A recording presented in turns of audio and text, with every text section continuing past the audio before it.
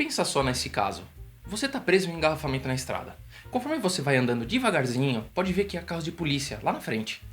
Aconteceu um acidente. E, embora os carros que colidiram estejam afastados e não obstruam mais a estrada, cada carro que passa desacelera para observar os danos. E você não é exceção. Quer seja uma tragédia que testemunhamos em nosso caminho para o trabalho, ou notícias de violência que inundam nossas redes sociais, nos sentimos compelidos a olhar para as consequências. Por que não podemos desviar o olhar?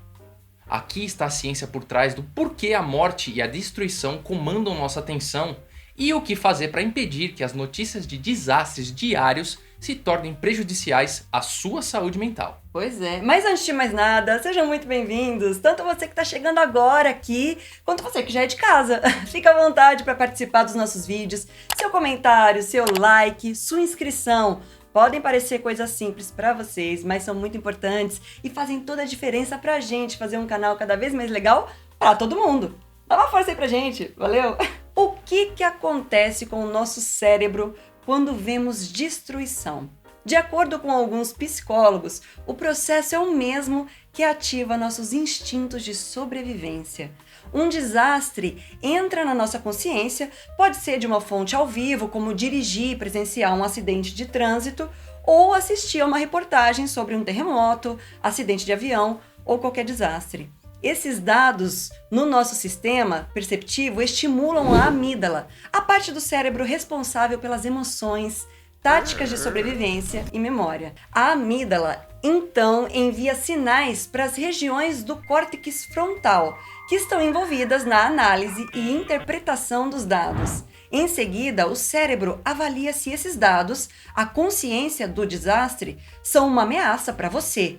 Portanto, o julgamento se envolve. Como resultado, a resposta de lutar ou fugir é ativada. Um estudo descobriu que reagimos e aprendemos mais com as experiências negativas do que com as positivas.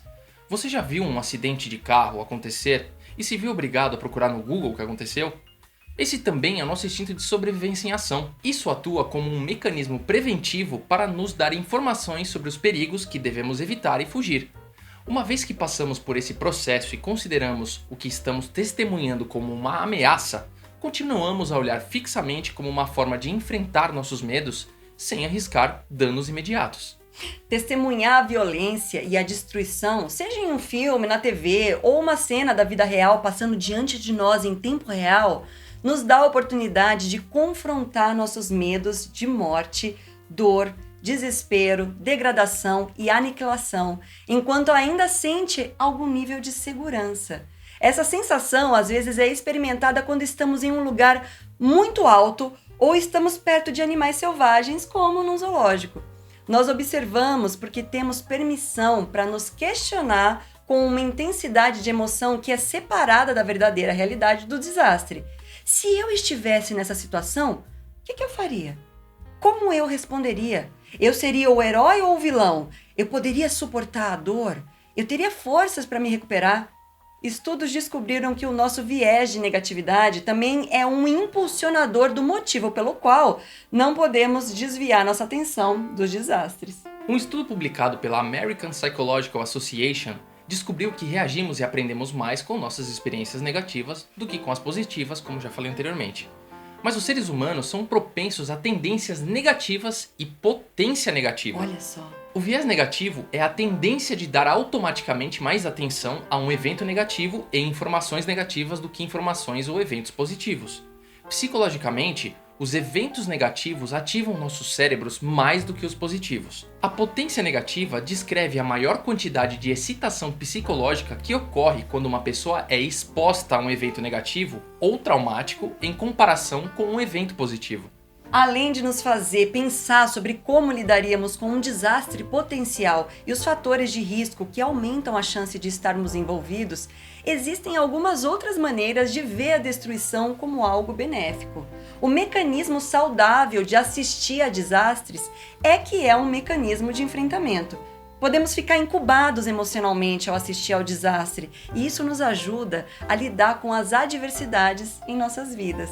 Olhar para os desastres estimula a nossa empatia e somos programados como humanos para ser empáticos. É uma condição psicossocial chave que nos torna seres humanos sociais. Temos a tendência de pensar negativamente para nos proteger da realidade.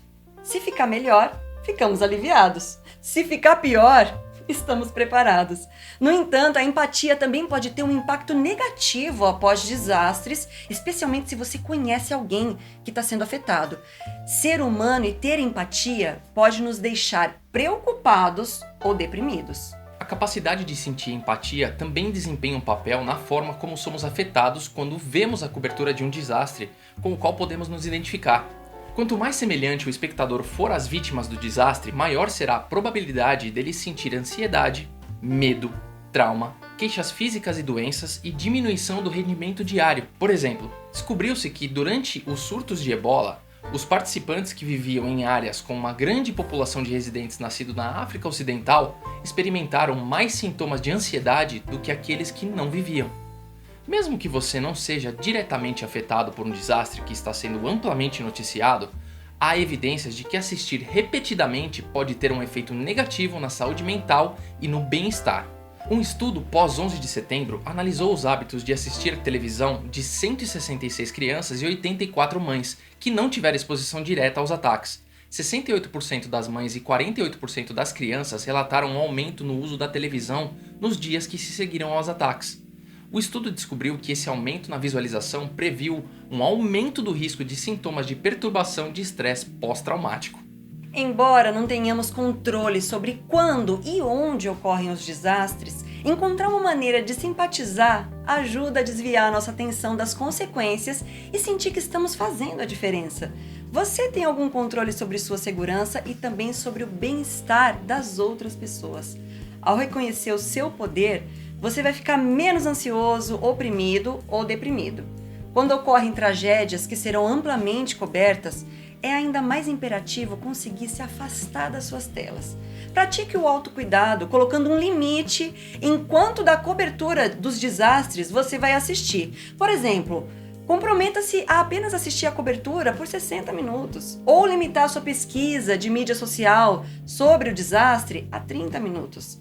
Para dar um passo adiante, evite também que as notícias inundem seu telefone. Exclua do seu celular aplicativos que alimentem notícias dessa natureza. Deixe claro para os seus amigos e grupos de trabalho que você não gosta de conversas sobre desastres. Sinta-se com poder para mudar de assunto se as notícias do dia começarem a aparecer. É como a gente falou um tempo atrás, a gente teve uma conversa sobre isso, que a gente se expõe muito a esse tipo de notícia. Sim. E o que a gente começa a vivenciar, a gente começa a perceber mais, né? Exato. Você deu o exemplo, como é que foi mesmo, do carro? Do carro. Você nunca teve um carro. Aí do nada você vai e compra seu primeiro carro, vamos dizer, o Fusca Azul. Ah, é? Você vai passar a ver um monte de Fusca Azul. E você vai acabar pensando, eu nunca vi tanto Fusca Azul na minha vida. É porque agora você tem, você vivencia aquilo direto. Sim, aquilo faz parte da tua realidade. Você está alimentando aquele tipo de visão. Então, cuidado com o tipo de informações que você está deixando adentrar a sua vida, porque ela vai tomar conta de tudo. Exato. Se você vivenciar só notícia ruim, você vai acabar passando por notícias ruins o dia todo. Você só vai ver isso. Ainda mais sabendo dessa tendência humana, que é de todos nós, né? É só a gente saber direcionar isso para poder ter uma melhor qualidade de vida. Exatamente.